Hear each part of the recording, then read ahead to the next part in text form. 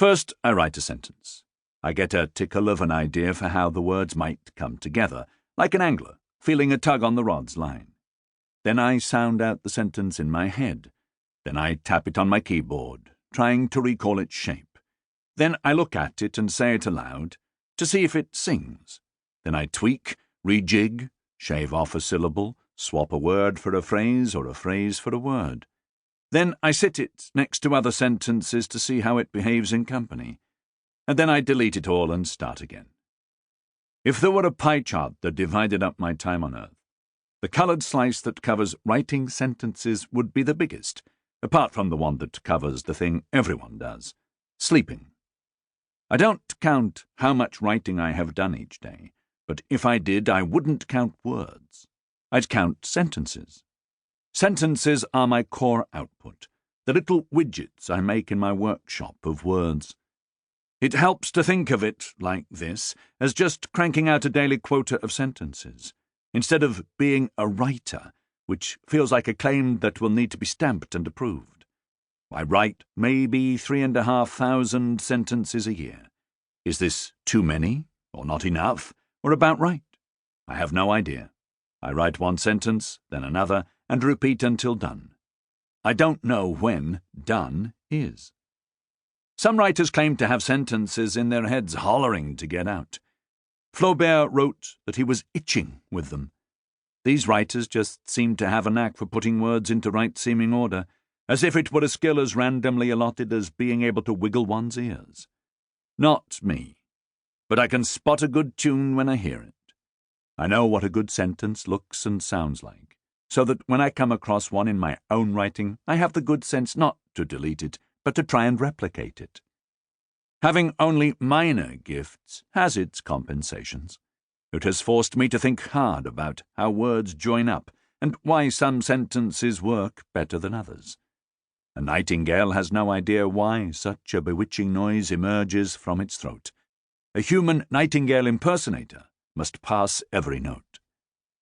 I may give more time to them than most people do, but we are, all of us, of school age and older, in the sentences game. Sentences are our writing commons, the shared ground where every writer walks. A poet works with them, but so does the unsung author who came up with items trapped indoors cause delays, or store in a cool, dry place. Every kind of writer writes in sentences. Even the most clueless or careless strew their writing with capital letters and full stops in the hope that they will turn what lies between them into this universal currency. By learning to make sentences, we learn not just about writing, but about everything. The sentence is where we make the briefest of senses out of this mad, beautiful, befuddling mess. Life. In 1940, a soon-to-retire Cambridge math don called G.H. Hardy published a defense of his life's work. His field was the purest form of mathematics, number theory, and his book was meant to be a mea culpa for spending his life on something of no practical use that few people would ever understand. In fact, although he called it a mathematician's apology, it was not very apologetic.